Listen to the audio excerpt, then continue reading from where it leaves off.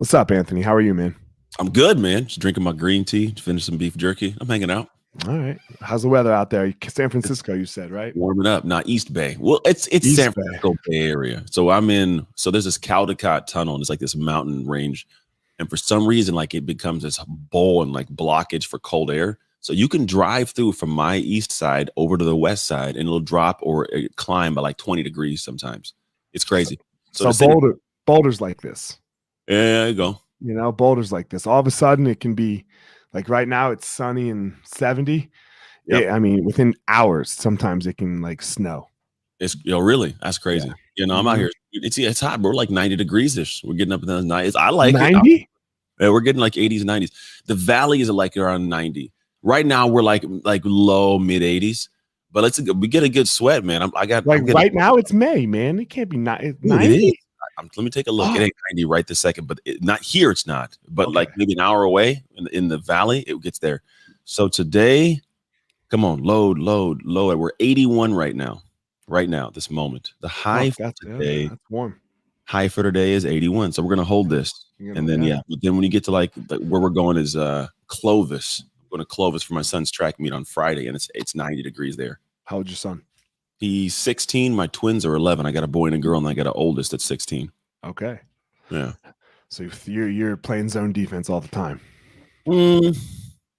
Yeah, I made this weird metaphor to my son yesterday. I said, I'm like imagine this dog. It's on this like the edge of a cliff, and they got one of those like electric, like invisible collars, right? And if you're on that edge, the thing shocks you. And I said, you get this like imagine like the dog that keeps running at that and keeps zapping themselves, and they want to stop getting zapped. Well, what do you think would solve the problem? To turn off the fence so they go over the edge, possibly, or if the dog to find a way to stop running into the fence. He goes, well, have the dog stop running into the fence. I say, I'm the fence then. You are the dog, bro. Stop getting in trouble. That was kind of the message. I tried to get him to get it. I think he got it, though. He might have finally got it for the first time. He's like, well, I'm always in trouble because you keep running at the damn fence, bro. It's nuts. Look, I feel you, man. Parenting. I mean, let's keep it here for a second with this parenting thing. I told you I don't know where we go with it, but I think we have a parenting issue currently. We do. Oh, like that, like right there. Like, I think a lot of parents like move the fence. They don't talk to their kid about stop fucking running into the fence. I think we're living this area, like this world where people are, they're afraid of kids. They're afraid of their kids yelling at them, right? And it's odd because at the same time, like, you don't realize that kids need structure. I think kids, they somewhat like it, but man, you can't rob your kids of their hardships. And on top of that, like when I say hardships, I mean like if a kid's getting picked on at school, like you don't need to go mom down there and beat up an 8-year-old, like you need to teach your kid how to man up a little bit or woman up a little bit. And in the same token, like we need to be able to get kids to understand like the hard stuff, it helps you. Like you need to learn how to navigate these things. If you rob your kids of these hardships, you rob them of the skill sets they need when you're not around, when they're in their 20s or their 30s. And you wonder why these kids go crazy and fall apart because they don't know how to do hard stuff. They never had the lessons. I think everything where everyone complains about the kids and not and everything like, oh, these kids were brought up on participation trophies. We're the ones who gave them to them. It's not their fault. Like if you make a dog's a dog's going to do what a dog does. Trained to, yeah. Right. What you allow it to do. If this is the life you provide for them of handing them everything. There's a great book called The Coddling of the American Mind. I talk about it a lot. My buddy read this book, and he's like, my best friend read it. I haven't read it. Yeah, but we're ruining kids by making them soft. Well, this is the line. This is the whole line of the whole book, which is the problem. Are you trying to prepare your kids for the road, or are you trying to prepare the road for your kids? Yeah. The problem is we never know what the road looks like. Yeah, and the kids come up, and then it's difficult. You know what's even harder is my kids. I prepare them for whatever. Like I'd make them do hard stuff on purpose. I want their life to be hard on purpose, not like crazy. Yeah, it's because look, they're not in the South Side of Chicago. No, right? You're doing all right. I'm doing all right. Right. The South Side of Chicago, it's hard enough. Vastly different. Right. Yeah, vastly different. But me and you, where our kids are living right now, we got to make it harder. Got to on purpose. I got to make it harder. And because here's the thing, they go into the world and they deal with these little kids who are weird. They're just weird. Like they cry and they make up stuff and they lie. And you could tell like they're doing that because they could do it at home. You wouldn't go out there and do this stuff in regular. So my kid's like, why is Jack doing that? Because Jack's soft, man. I don't know what to tell you. Just think, just get through the day. Because if you get through this and look at a couple years from now, Jack's gonna be struggling, man, and it sucks because I gotta have my kid deal with that kid who maybe mom or dad own the business, and then he's the one in charge, and he's a horrible leader because he's gonna deal with people. This happens, not frequently, but dude, man, there's a softening of society overall where I think that we are wondering why everybody's having so. I think difficulty is always relative. It's relative, right? So what's easy for me could be horribly difficult for somebody else. And because society as a whole has gotten softer, life, I think, collectively seems to have gotten harder because no one understands how to do hard stuff. What is that? I was just saying this saying to a friend that's downstairs right now, actually, family friend. What is it? Hard men, or strong men make for good times. Good times make for weak men. Weak men make for hard times, and then hard times make for strong men. And you can interchange men with people or women. We're not saying. I mean, that's the quote. So I'm just reading a quote. So don't yell at me, anybody on the fucking internet. It's all good, but I get it, man. There's a space. I would even Bruce Lee talks about don't ask for an easy life, ask for the strength to endure or overcome a hard one. Yeah, but there's beauty in difficulty. I think like I was just talking to my wife the other day because I hired someone to write my workouts for the first time in my life. I've always done it myself, and I got kinesiology, right? And what's interesting is that he's a CrossFit guy, but I'm not we're not doing CrossFit workouts. We're doing structure, but I'm not out here doing like ring pull-ups, kipping, jump. Throw the barbell on my head to a pirouette. I'm not doing CrossFit stuff, but the structure's there and it's hard, really hard. And I go, you know what? I understand why people are always talking about CrossFit. The reason is when you do something hard, you're proud of yourself. So you talk about it, right? It's what happens. If I made this thing, look at this, I'm so proud of it. So they're inherently sharing what they're proud of about themselves. Hard stuff gives you that pride. And you got to do the hard stuff to get there. And so I seek out, I palpably desire hard things, not because it's hard, because that would be weird and masochistic, but because when I'm done with that, dude, I feel amazing. Amazing. Yeah. And the second thing that CrossFit did that killed it was they made hard a community. So you're not only doing it alone, right? Now, I personally don't, I like to work out alone. I don't like to work out with people. I do actually. But a lot of people, that's their social outlet, like the working out thing. So now they made it a community. So now you're doing hard things with other people, and that really builds. Right? So where did you get this mentality, of what you're talking about here? I was built over years. It's funny. I got a dad. I was adopted as a kid at 14, and my dad's only 12 years older than me. He's like he was 26. No, he was well, I guess he was 20 when he came in. So I'm 37. He's 49. I want to say he's only 12 years old. Now, when I came into the picture, he came into the family that I was already kind of part of, the young guy. And I say that just to preface it and go I didn't have somebody in a position who was guiding me to grow to be this man, which is odd. Love him, but he wasn't like that dude. I can go and to this day, I can't be like, hey, Dad, I got some problems. Can I chat with you? I think he wouldn't understand half the things I would talk about. He hasn't progressed to that level. He wasn't an athlete. He's, short, kind of chubby dude, pipe fitter. Love him to death, right? But he's just not that. And so to be honest, the world did it. My mom gave me away at 3 years old. So I grew up in this really heinous situation where people were beaten and starving and, and torturing me, really weird. And I grew up in this environment as the only black kid in an all white family, really poor growing up. So I realized at about probably 10, 11 years old, if I want anything, I got to go get it. That was the ownership piece. If I want it, Anthony, I have to go get it because no one's going to go out there and hand it to me. And I think little by little, I was all right, well, I want this new, I want rollerblades. I was I want rollerblades. How am I going to get rollerblades? I'm going to have to find a way to make money. When my mom and dad are poor, well, they ain't going to give me no money. Who can give me money? People with money. What would make people part with their money? Maybe if I mow their lawn or wash their car, little stuff. So I started doing that and I made money. I was cool. Well, I have control of this, right? And inevitably you run into something that's difficult and you go, okay, great. Well, I can stay here and this is hard, or I can do that hard thing and get to that next level of what I want. I just kept doing that. I got a paper route, I got a regular job, right? Started sports, all these same things. So life has been this classroom of suck. And all I do is I just don't skip class. I just go in, figure out what it is, stay in class. I could pass the tests and then I'm good. Then I steal that. You're done. I'm All yours, man. Life is a classroom of hard things. Don't skip class. Don't skip class. Don't dog. skip class. Fuck yeah.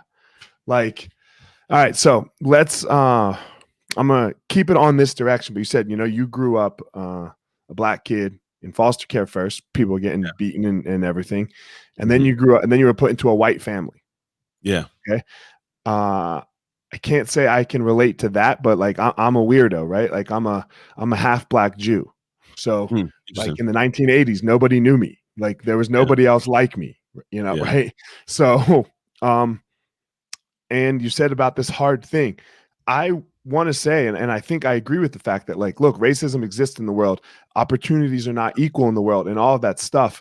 And we need to do everything in our power, like you and I, right? The people who have been able to get out and make it through all of that. We need to do everything in our power to equalize the opportunities for other young African-American males, let's say.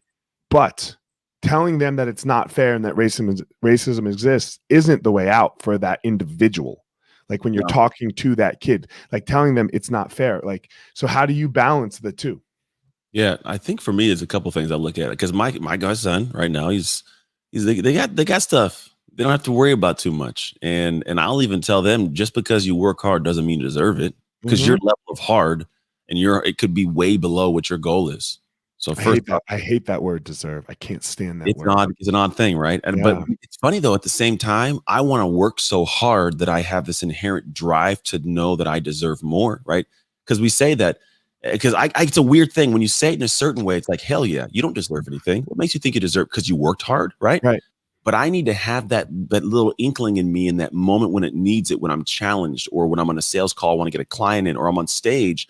I got to realize I've done all that work in the dark, so I deserve to shine right now. It's a weird place for that space, but I agree, man. It's not, I think people go into the world and say, I worked really hard and I'm really tired and done everything I can. Well, bro, your hard work level doesn't mean anything. It's your level of hard work. That's like a person when I used to train in the gym and I'm working out. How come I can't lose weight? Let me come work out with you. And I go work out and they do a warm up and they're done with their workout. Like, bro, that was my warm up. No wonder why you're still fat and out of shape. Like, your level of what you want to do isn't what your dream desires and demands of you. So there's that piece to it. But the kids who are dealing with these things, here's what I tell them, man, that life isn't fair and the game exists. But here's what I do know. I lived in the same game. I played in the same game, but I play it harder and better than those who don't look like me, who have a hand up and all that kind of stuff. Because just like they say in sports, at the end of the day, talent will beat, or actually talent can't beat hard work. Pretty much it's like hard work will beat talent if talent won't work. There you go. Hard work will beat talent. So the same thing, if you want to call it talent, it's an inherent given thing, right? I am not inherently given stuff because of the way I look, we'll call it. But damn it, if I don't outwork some people, and then I love it even more, I'm proud of myself. I think at the end of the day, I've never said it's probably been a podcast much, but I think the scariest thing for society, at least in American society, is an educated, like a respectable. I'm not an arrogant guy. I'm educated. I'm very respectful. I know situations, hardworking, and I'm unshakable. You can poke me, probably unshakable black guy in this world. Because if you think about it, like there's been a lot of appropriation of the culture. So the cool guys, right? The cool is a black guy. Think about cool vehicles and cool trucks. What are they? Matte black, all dark, right? It's like the things that are Batman, cool, dark, right? So even all bad guys, there's like this sleekness to them. So the dark is for some reason cool, but in the same capacity, most of the time, we aren't given a leg up, and then we're deemed as these bad guys. But if I can walk into a room like I do, and I got my head up, and I can look dudes in their eyes and speak with a clear thought and enunciate my words properly and hold a space, and that you see grown men older than me, they quiver and cave a little bit, because I call it, in my realm, I have a powerful stance. I'll just call that. I can hold a space. And I teach my boys this. I teach my sons, like, look, don't go into a room and be arrogant. That's not who we are. But hold your space, dude. Have kind of an character. And that I believe is scary for society, because I think if you can understand how to do that in a respectful way, you're playing the game better. You're playing the game better because you're having to do the things that are intangibles to show up in a different way. It's scary for society, and it is very powerful for the individual. Yeah, right? Man. Like it's very, very powerful for the individual when you can walk into a room and just own the fucking room. Like, because I feel you own the fucking room. Like everyone knows when you're in the goddamn room, And it's not even because you say anything. Yeah. Like there's no words coming out. You're like, look, I get it. My voice can be very loud, but when I walk into a room, I don't got to say shit. No, you just walk in and people go, okay, this dude's here. And most of the time, I'm a very happy, joyous guy. Most of the time, I'm in the room smiling. I'm a smiling guy. But there's a certain level of air and confidence that I'll walk into a space and I can see the person who's holding the space. And most of the time, it's not this like sleek sit back and eyeball in the room, like, like I'm some thug, and I say thug, not like a black guy thug, but like an actual rapper. Like you walk in, 50 Cent sitting there, he may mean mug you a little bit, right? But I come in like, how's everybody doing? And because of the joyousness to me, it's like that dude's got to be confident to be joyous and happy like that, right? And so there's a part of that when I want to hold the space. All it is can I be transparently me, unashamed, without the judge, without the right? So I don't walk into a room and I'm doing my thing, hey, and I see somebody and go, that is the most depleting moment because they're like, oh, that dude he can't be himself right now. So I'll walk into with anybody and be that guy. You said something else too before, and then you just kind of touched on it again. Like nothing can fuck with you almost. Pretty much. Like there's nothing that anybody else can do to you to fuck with you. And man, like we're in this time. I don't know. Maybe it's just on my mind a lot when I hear it because I have martial arts schools, right? And we have 150 employees, and we have to do these trainings, sensitivity trainings, right? Sensitivity trainings, bro. They're all about microaggressions these days, you know? And these people, they played us this video, and we were already contentious because they wanted us to lose the words male and female and never say them again. And I was like, you must have lost your fucking mind. Like you must have lost your fucking mind. And then we went into microaggressions and they're talking about like they're like mosquito bites, right? They're like, and I'm like, okay. And this is all in a video. And then the video ends with a cop pulling over a black guy and pulling him out and putting his hands behind his back just for the sake of being black. And I was like, okay, stop the fucking video. That is not a microaggression. First of all, that's full on aggression. Yeah. Right? Like that's macro, right? Yeah. That's macro. That's very desensitizing, isn't it? Yeah. Now, secondly, the idea of microaggressions, that lets somebody else fuck with you. Yeah. Right? That's like, what are you talking about? Yeah. That's what I was saying. Like when I go into space, like I have this unshakable sense of like, you can poke me and I'm fine. I'm fine. Right. I realize at the end of the day, there are a lot of people trying to find a way to, it's like always just clamoring to the top of the barrel thing. They're always trying to find a way to the top. And I just figure I'm in my own barrel. You just happen to be in my vicinity. So I don't got to clamor back and forth. I don't have to ego hits, all that kind of stuff. Because the person that loses their control or loses their candor, not candor, but loses their kind of composure, that's the individual that looks the worst when you lose the composure. So you got to, you went earlier, you asked a question like, it's not fair. Like the kids, how they know it's fair. Mm-hmm. It's not, the world we live in is not fair. But at the end of the day, you're not seeking fair. Like you're seeking a chance to play in the game. Because I can play in a rigged game and still have a chance of winning. But think about it. When the team rigged the game and I still won, how salty are they? Like, that's a different level of salt. That sticks in the gaw a little bit. You know what I'm saying? Like, it's a different thing. So I live my life, dude. I know guys that I grew up with that, that they had their words they would say. And all my best way of winning is two things. One, I do my thing. In the dark, I work and I don't even care why I'm working. I'm just working to get what I want out of life because I want it. And two, they have to then watch me. They got to sit there. And here's what I found. Sometimes the best punishment for somebody is them having to continue to live their life because it sucks and they got to keep living it. So I just I'm going to do my thing. You just keep doing your thing. And at the end of the day, we'll stand up and see who's got the most, apples in the jar kind of thing. So I just do my thing, man. And it's not fair. I don't operate thinking about what's fair or not. I don't let your kids say that word? Unfair, fair? No, we don't really have the conversation. I think they're around me enough to understand the perspectives I have. They'll say things like my son, one of my youngest son, like, well, the referee didn't do this. I say, hey, take it out of the ref's hands. Well, he did a flag guard on the flag football. Did he call it? No, then it didn't happen. You don't stop playing the game, bro. You got to keep playing the game and pull the flag. So he has no way. If you can get past him, guarding or not, and you can beat him, grab that flag, think how pissed he's going to be that he did everything he could, even cheat, and still couldn't stop you. So it's not about fair, man. You just play the game over better than anybody else can. You're not worrying about fair. They're going to be the ones looking at you trying how can this guy do this? You're unconcerned with it. I'm unconcerned with fair and not fair. It's not even a factor. It doesn't. It's funny you say this. I don't talk about this often, but 100% is not a factor to how I do. I don't have any conversations about what's fair or not. You know, what's funny is I had a teammate when I played with the Steelers. What is his name? James Harrison, Silverback. They used to call him. He's the big like number 9. He's really good. Dude's a house, bro. He used to be called Silverback, like a gorilla. The dude. You know Ryan Harris? Yeah. Was he on the Steelers when you were on the Steelers? Ryan Harris, offensive lineman, played at Notre Dame. I feel like I might have been there. I don't know for sure. The name sounds familiar, but they all sound familiar. He's my homie. So yeah, he lives out here in Colorado. Maybe it's a small possibility, definitely. But yeah, dude. But he had this quote. He says, you know, my kids, they do what they do. He says, but I'll be damned if I have my kids live in a world where they think that just because they worked hard, they deserve it.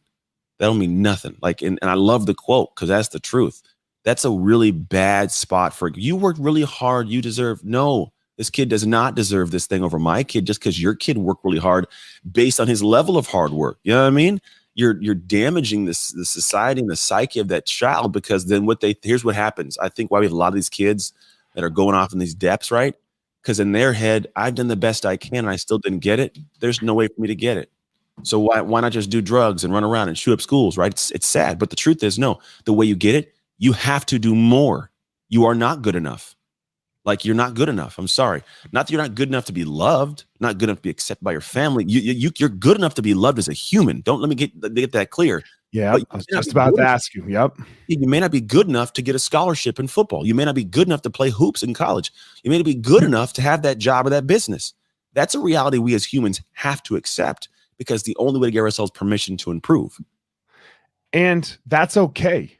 Like, look, Bill Gates wasn't good enough to play football, but he sure was good enough to fucking make Microsoft. Exactly, man. Right? Like, so we need to delineate what you're good at and what you're not good at. And we've got to figure out, okay, I am, skillful at this. I am not skillful at that. You've got two options. You can either work really, really hard to try to be skillful at what you're unskillful at, or you can, and there's good and bad to both, but we've got to figure out, like, you got to find your path.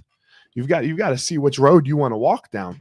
And, Bill Gates isn't going to be fucking LeBron James. He's not, he's not 6'8", 260 pounds, chiseled like a fucking brick shit house since he was 15. Yeah, that's the truth. It's not going to work that way. And that's the beauty of life. And I think, and you know what it is? When you understand that, you stop complaining. You don't live in that space of lack or less than or confusion. You start realizing, like, really what's going on. I think the perspective makes life better. Because think about what life is. Life is a collection of experiences, and how I perceive life creates how I perceive the experience. And if I give a meaning to this moment that's negative because I perceive it wrong, well, I live in that emotional negativity. But if I perceive it as like, I'm just not that good at that. Okay, cool. Like, I'm still good as a human. Keep on rolling. Or if I want to do that, let me get better. Because when I first played football, like, I played in the NFL. My first 2 years of football, I was horrible. And I didn't play till I was 14. I was trash, dude. Like, I seriously was garbage. But at one point I was like, nope, I want to be great. And I dug in one off season, came back a monster the next year.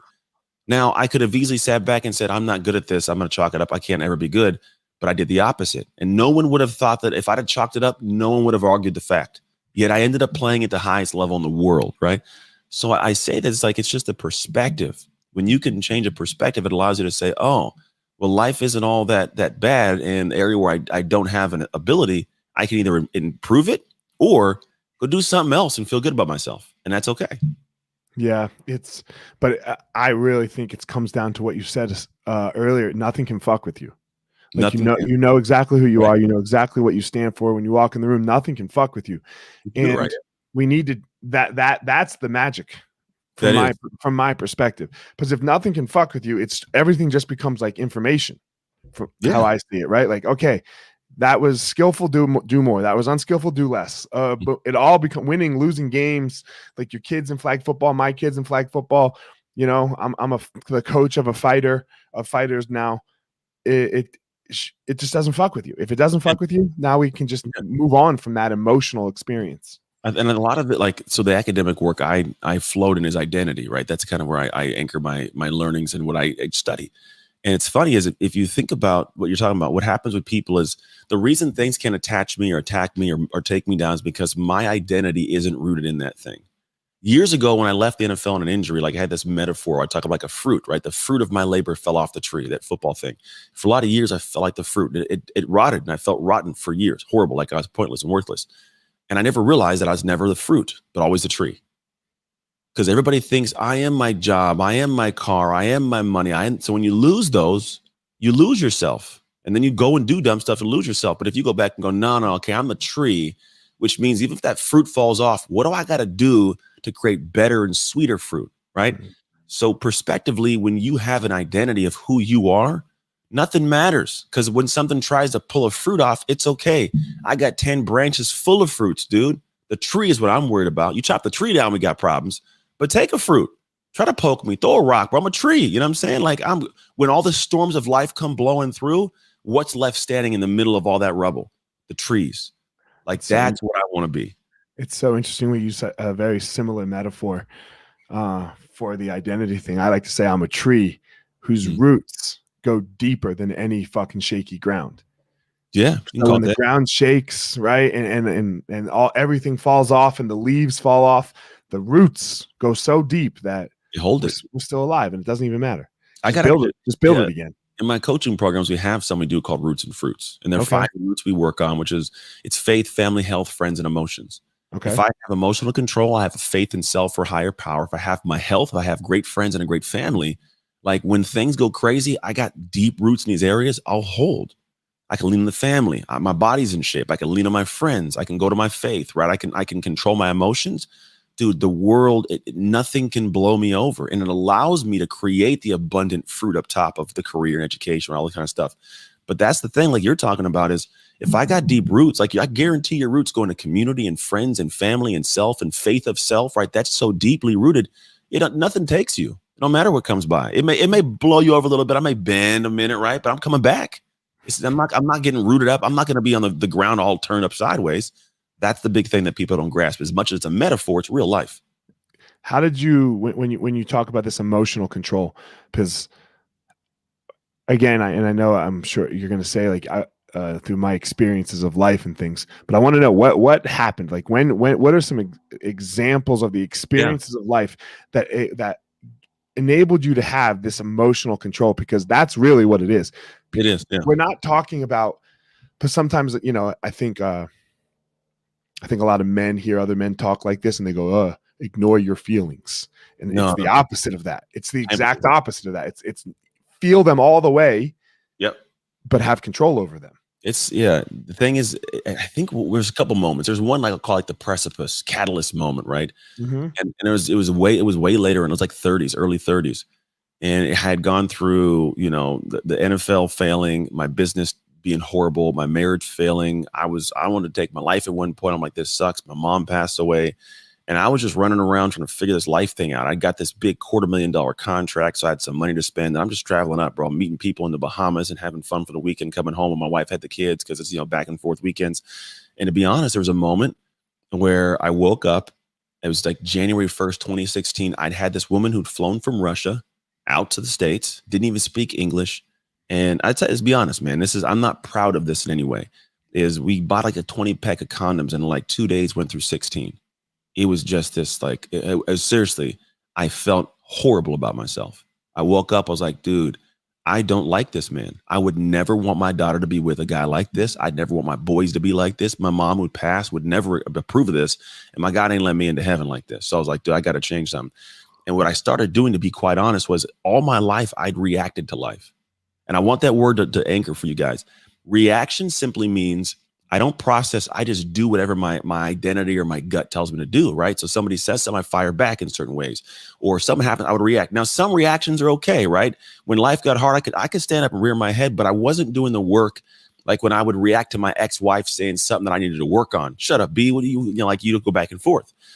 And so what I found was the difference was going from reaction to response.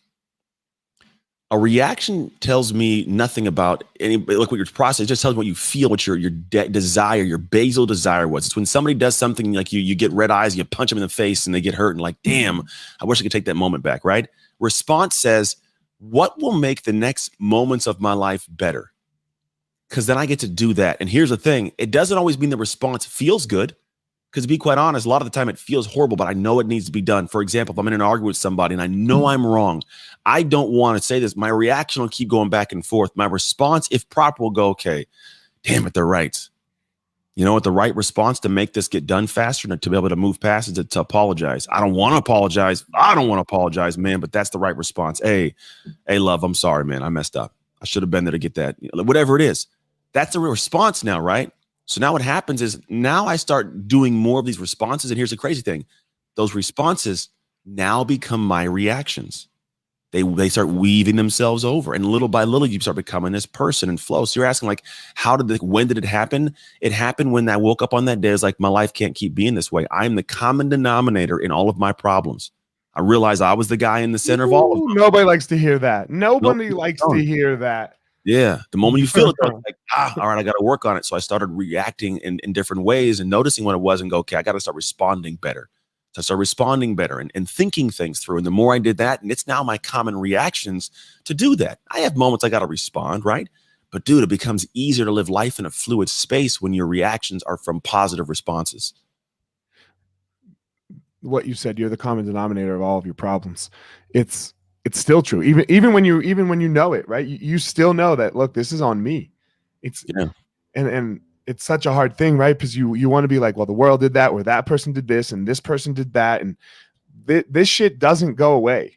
No, right? Like people doing stuff, and I mean, COVID, right? Whose fault is COVID? Nobody. Good luck with that one. No one's saving you. So yeah. if it's your problem, you can fix it. If it's Joe Biden or Donald Trump's problem, you're fucked. Yeah, you can't do anything about it, right? But at the same time, it may have been their fault, but it's still your responsibility to fix something. Right. You know what I'm saying? Like, that's one of the things I look. I don't think, and who says it?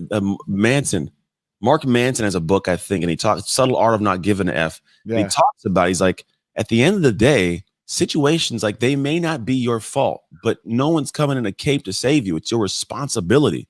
I could be pissed all day my mom gave me Wayne to foster care. But it's not my fault it happened, but it's my responsibility to live a life, right? So if I spent my entire life blaming it on her, doing stuff, blaming her for it, what kind of life is that? That's not joyous. That ain't fun. It's a bad dad, a bad husband. It's all kind of crazy.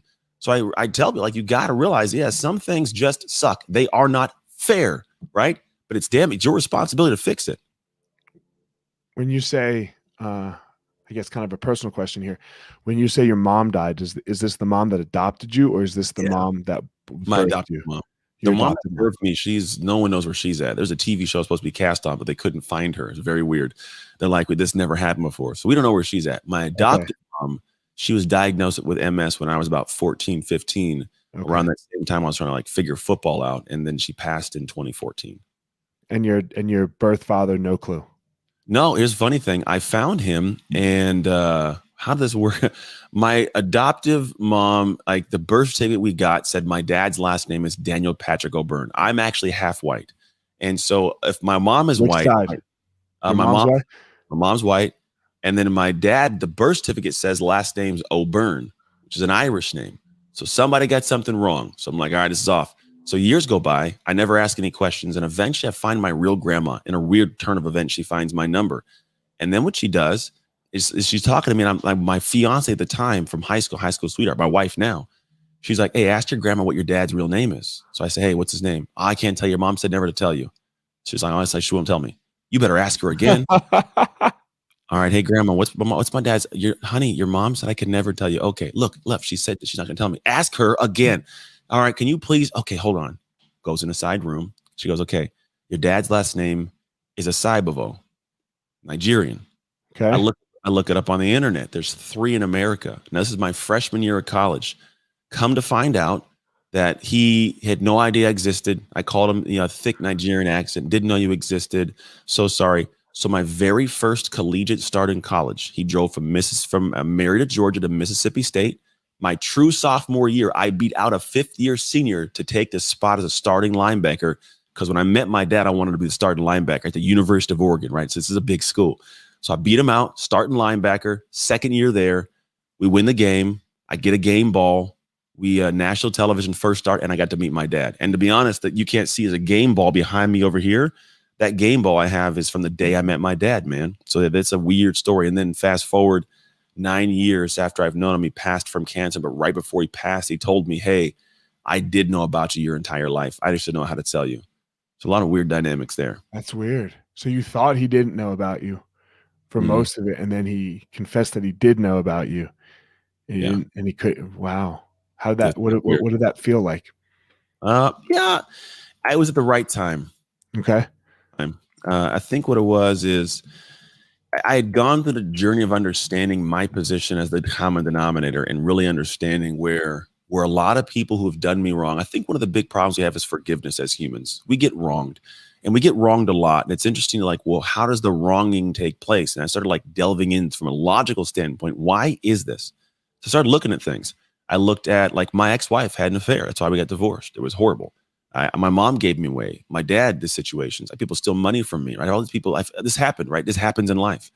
And so what ends up going through my mind is like, damn, these people did some horrible things to me. And then I started thinking, well, why? And the why led to a realization of, most of the time, not all the time, I'd venture to say 90% of the time, people are doing things not to maliciously hurt you, but selfishly get something for them, and you're negatively affected. So when I started looking at, like, damn, my mom gave me away. She didn't go and say, yeah, here's my kid, go beat him in foster care. My wife wasn't even trying. I was at a gym from 6 a.m. to 10 p.m. She had 2 newborn twins and a 4-year-old with no husband, no money coming in. I'm struggling in the gym business. She wasn't going out doing a thing to hurt me. She was trying to get something that she was missing from me. You know, like, is it okay? I'm not. No. Fine. Just so you know, like, that was a horrible choice. Of all choices, worst choice that you can make, right? But at the same time, it took 2 people to get her to a point to even think she had to make a choice in the first place. So I understood that, right? I understood my dad. He actually, I have an older sister and a younger brother. He's married to their mom. So what I realized was, damn, he left because he thought if I was in the middle of it all, it'd be problematic for him, right? And it'd also be problematic for me. So his thought was like, I'm just going to get ghost. So that he wasn't doing it saying, F this little kid and kicking me out. Like, there was just these selfish choices. So when he came and told me this, I was like, okay, I understand. What kind of weight would that feel like to know you've got a son who has a son now? I had a kid at that time who has a kid who's a good kid, and you missed out his entire life. Like, that's got to be a weight that ate at him, you know? And so to get to that point, if I wanted to be selfish myself and be like, you weren't there, how could you lie to me? I could do all that, but I could also be going like, you know what? That's a lot of weight. It's a lot of weight to carry, man. And I don't want to carry it for you by being angry at you. So, like, I forgive you, man. Like, I get that it was a horrible choice, and you know that, or you wouldn't have hit it. You knew it, right? So I don't want to add any more weight to the weight you already had on you. Goddamn, bro, that's a lot of work. That's a lot of personal work. I know, right? man. That's a lot of personal work. You spend a lot of time breathing, you know, just sitting there breathing and thinking. I agree, because I read this book, and it kind of changed my perspective on the whole world. It's called Nonviolent Communication, and it's all about how we can communicate better. But the first 2 chapters are on feelings and needs. And I almost closed the book after the first chapter, because the first chapter is on feelings. Gotcha. And I was like, God damn it, this is about to be one of those fucking woo-woo, right? Like, my feelings, Matt. Oh, fuck. I was like, I'm going to give it 10 minutes. I'm going to give it 10 minutes of this next chapter. And I didn't need to give it 10 minutes, because, like, the first sentence of the next chapter was, your feelings are 100% on you, first of all. And then second of all, you feel a certain way, and it's what you were just saying, because you have a need that's not getting met. Yeah. Right. You have a need that's not getting met. So you feel a certain way. Now, now the book is all about how to communicate your needs. But it's so amazing. Like, because that just changed my perspective on the whole world. So when anything happens, good, skillful and unskillful, wife mad, wife not mad, mom, whoever, I'm like, oh, they got a need that we're missing here. So what's the fucking need? Right? What's the need? And that's kind of what you were just talking about. Like, it's all what you were just talking about. You got to realize that these people didn't do anything to you. They just had a need that was off, that wasn't happening. And the thing is that when people can lean to understanding that about people, you can get to the point. Now, it doesn't mean you have to forgive and forget. Doesn't mean that they're okay. Like, it just means that you yourself can make some kind of logical sense of an illogical situation. Because the truth is, it is hard for us to truly understand anything. I think that's the worst torturous prison, trying to make sense of somebody else's thoughts. I don't understand. Like, I could sit here with you and talk for a while. We might agree on a lot of stuff. There's inevitably going to be something I just don't get. Like, why do you do that? And you know why? I don't have your parents. I don't have your upbringing. I don't have an inkling of your life experience that's come together to create the subconscious and the conscious. So it's like jumping in. You remember that movie, The Cell, where Jennifer Lopez, yes, dead, right? Yes. I'm in the crazy playground of some random dude's mind. I don't know what's going on in there. Why am I going to try and freak out, trying to figure out this craziness? So it's like, I'm just going to stay in my brain and go, you know what? What I can make sense of is me and human logic to an extent, and be like, you know what? I'm not about to hold this against you in the same way. Don't do that again. I may not even give you the chance to do it again, but I'm not going to be in this prison trying to make sense of this damn thing. It's just not going to make sense. And I really liked what you said too about not, if you are angry with somebody about what they quote unquote did to you, that's a lot. That becomes your weight now. Like you have to put that backpack. You have to put that weight in your backpack and carry that around. That's how it works. And that's very, very heavy. It's a heavy thing because it's a weight that you don't know when it'll come off, and you don't realize how heavy it is until like you're carrying it, and you're like, damn. And then you get resentment because you're carrying it and you can't do something else. You can't go into some new stage. Like, it becomes weird. And human beings, man, we don't even think about the weights. We don't, like, very rarely do we consciously step back and look at what's going on, because I think if we do that, we'd be surprised. But like you said, I almost want to close this book. It's all about feelings. We are met with these things that feel uncomfortable, and no one really likes discomfort. That's why the gospel of fire, right? No one likes fire, boo, but it forges, it makes things stronger and solid, and it holds, it keeps it, it solidifies. And a lot of people run from that. They leave class, like they run. And so no wonder why your life ends up being this crap show that you can't make sense of, because you're just not even experiencing or even looking into the things that are adjusting or affecting life in the first place. Yeah, it's and this is, and like you said, I think it's so interesting that you said you made this, you really started to realize this in your 30s. Right. Yeah. Like with the Russian girl and whatnot, like that weekend or whenever it was. And that's such a thing, right? Like, because I know I didn't start realizing until I was in my mid 30s. I was just going through it and like, reacting all the time. And the world does have a way of catching you, though. Yeah. Right? The world has a way of saying, hey, I'm here, homie. and it lets you know. I said I was going to start with this question, all right, but I never even got there. All right, we got time. Yeah, so I believe that everyone in the world has a superpower. Yes, I believe everyone in the world has something in the world that makes them amazing. It's got nothing to do with money. It's got nothing to do with fame. None of that. Yeah. It might for some people, like it might, but doesn't have to. On your website and in the bio you sent me, it said your superpower is making the shift.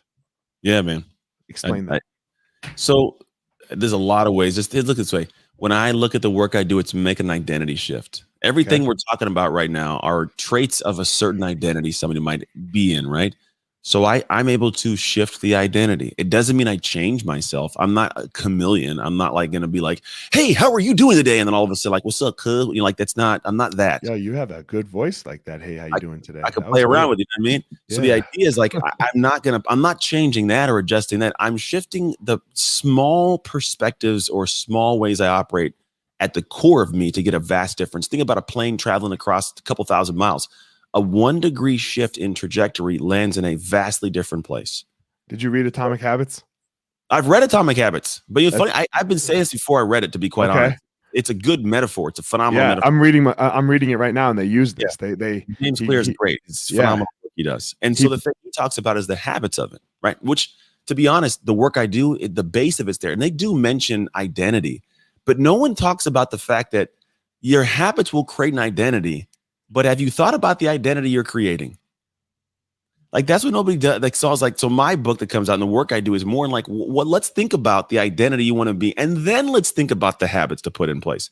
There are definitely some more positive and like negative. You probably should have a habit of working out more than you have sitting down and eating candy bars, right?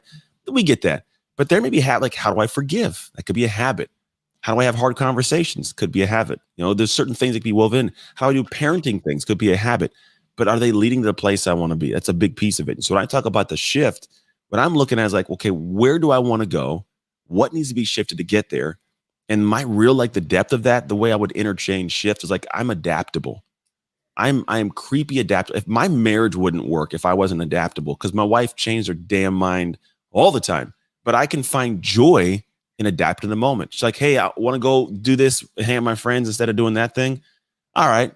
Like, or most guys be like, I don't want to go with your friends. I don't even like her friends like that, but they're cool. I don't love them like she loves them, obviously. But I'll go and I'll have a good time. You know, I'll really have a good time because I choose to shift in that moment the perspective on what that's going to be. So I've mastered that skill to where now it's a reaction for me.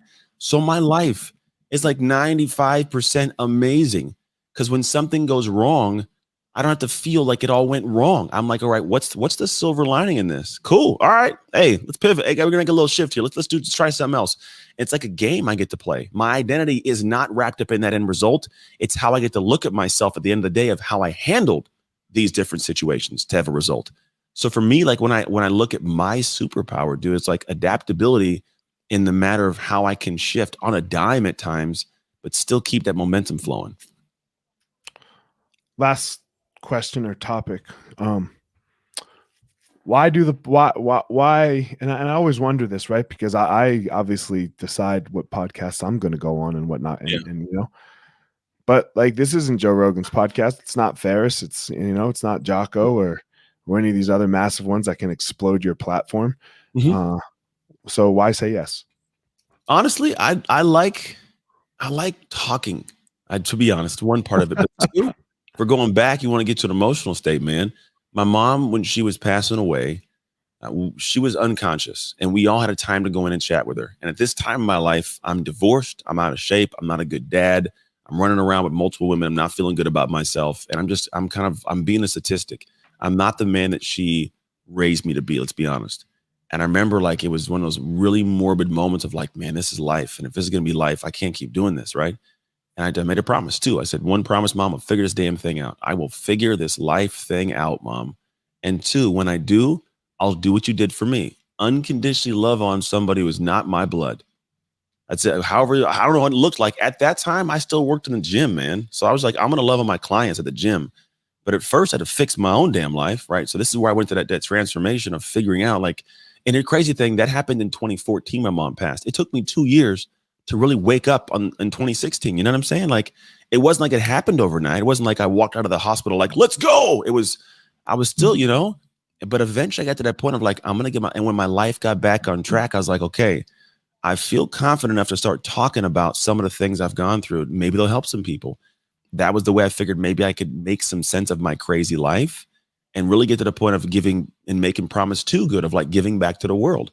I started doing that. And to be quite honest, man, I rarely say no to podcasts because at the end of the day, I love seeing people build things. That's what I love, going in the background and making people make shift happen. So if I could be a part of helping you do that, I'll do it if I have the time. There's a lot of times I may not have time to like a month. I got people that are booked out a year from now because I can't do that free thing for your kids at the school. But like I got time at this in January of next year. You know what I'm saying? Right. And so that for me is why. And so when I come on, I have no idea your followership. I don't know who's listening, but I do know that I'm making good on promise too. And I'm gonna keep doing that. Man, it's interesting because I try to live my life by these two quotes behind me. The first one is the Martin Luther King quote, darkness can't drive out darkness, and only light can do that. And hate can't drive out hate, love can do that. Yeah. And the second one is the man in the arena, to walk in the arena. And there's a lot of parts of the walk into the arena, you know, quote, but one of them is that who does that in a worthy cause. Yeah. Right. Like, and a worthy cause doesn't come down to money or fame or anything like that. It comes down to how you touch another person's life. And that was exactly what you promised your mom. Yeah, man. That's it. I didn't know that quote existed. That's why I do it. And I'm not even kidding. I literally have no idea who your podcast is going to listen to. You know what I'm saying? I don't even check up on it. I just know that I put it out into the ether, and whatever happens from it, happens from it. Whatever happens from it, happens from it. Yep. Yeah. Just it does. Yep. we live by some very similar rules. Like, just do it. And it doesn't matter. It doesn't matter. Maybe one person, if one person listens to this conversation and it's like, yo, that's okay, I'm going to jump on that path. And even if it's not with you and it's not with me, it's with the dude down the street, then is this hour, this, whatever this was, where are we at? 55 minutes here, 100% worth it without a doubt. Like without a doubt. Also, like I do get a chance to actually learn, because the conversations are beneficial for me in the work I do. So I love, like, you don't even notice it, but I take notes on things that I say or you say. My brain just does this. I noticed it. Yeah. Yeah, so I see it. Yeah, and so these things help me, because then I have the thought, I'm like, it's a cool thought for a piece of content or a story or a post. So I'm also like utilizing the time for myself to. I feel like we talk and we'll say things that come out of our face. I'm like, oh, I didn't know I knew that. Like, I didn't know I knew that thing that came out, and it's just, it came out. That was right. Good. That was good. Yeah. Books you read, and there's thoughts cooking back there, and then all of a sudden they come flying out. I'm like, I better catch that one. So is your class one that I'm stealing? Is that one that you use all the time, or? No, I got a bunch of that just came up today. I know I may have said it in the past, but I don't know when. They come out at certain times. Yeah, but I talk so much that it starts happening little by little by little. Yeah. There's a certain name for it. I do not know what it is, but someone told me it was a type of personality. Because I consume content and books, and I just get information in. I read all the time, random, like if I'm on my phone, I'm not always scrolling. I'm like reading things and watching things. I like to learn. I don't know why. It's a weird, like, insatiable thing. I do it the same way. And my wife thinks I'm just fucking sitting there scrolling, and I'm like, no, I'm trying to like learn something here, or just like consume. Like, I'm consuming. Yeah, I want to know. I'm not just looking at fucking chicks' asses on Instagram. Yeah, it's funny. I have a team that actually helps me like post social media content. Yeah. And they're like, dude, we go to your page, and the only thing that's on Instagram is like on the little, because I guess the explore page will show more of what you want. And one of his clients has a whole bunch of there's a whole bunch of girls on his. So I'm like, oh, we know what he's looking at. I'm like, what? Yeah, but that's fucked up, man. That's fucked up, because the Instagram algorithm knows between like the millisecond if you scroll back. Because you're scrolling Instagram and you see a nice looking chick, you scroll back up. Oh, right? Most and Instagram knows you do that. Yeah, it has to. But I guess on my explore page, it's fitness and like mental meditation stuff. Yeah. So like I'll scroll through and like catch like workouts. I'm doing some workouts or something. But that's it. But I say all that because when I start talking, in the background pool is a great book. It's a small little read. I gotta find it. It's about like, it's ideas. It's like 36 pages. It's something about ideas. Okay. And it's a book where it talks about how the brain works in this way. It cooks ideas. You throw stuff back and you leave it alone, and it starts to stir. Yeah. And then later on, it'll just bubble to the surface. So for me, I'm always throwing stuff back there, and these are opportunities for stuff to bubble to the surface. For sure, I 100% agree. You got to be careful what you throw back there is the thing, right? Mm-hmm. Like that's one of the keys. Yeah. Is you got to be careful what it is you're consuming. All day. I don't watch the news. There's a lot of stuff I just don't put into my brain on purpose because I don't know where it's coming from, where it's going. I can't even be in a room where the news is on, to be honest. I don't like being in a room where the news is on, because when it's on, I feel the negative energy. It's awkward. And so like, yeah, I'm protective of what's coming into the brain, bro. Oh, God, my parents watch the news like all day long, and it drives me insane. I'm like, how do you watch this? How do you watch this? My best friend does it too. When I go to his house, I make him turn it off. Here's the book. It's called a technique for producing ideas. All right, I'm gonna get it. It's like 36 pages. You'll read it in like less than an hour. Yeah, Amazon. It's Amazon. Yeah, the concept is like, oh, why didn't I think of that? One more time, what is it? It's called a technique for producing ideas. A technique for producing ideas. All right, I fucking love it. James Webb Young. Yep, it's small, it's simple, but it's a good book, man. Quick read. It gives you like, oh, conceptually, there's a couple stages that people don't actually think about when trying to come up with ideas. Yeah, you want to come up with ideas, like do these 3 things, like certain steps before, and then walk away from it on purpose. Walk away from it. He's like, but it'll come back, and it does. Amazing, homie. Tell everyone where they can reach you. Go to Instagram at Anthony Trucks, or if you want to get my book that comes out in August 24th, go to identityshiftbook.com. Identity Shift Book, Anthony Trucks on at Anthony Trucks on Instagram. Yes, sir. Guys, as always, Anthony has his superpower, the thing that makes him amazing in the world, and I have my power, the thing that makes me amazing in the world. Don't try to be Anthony, and don't try to be me. You all go out there and you find your power.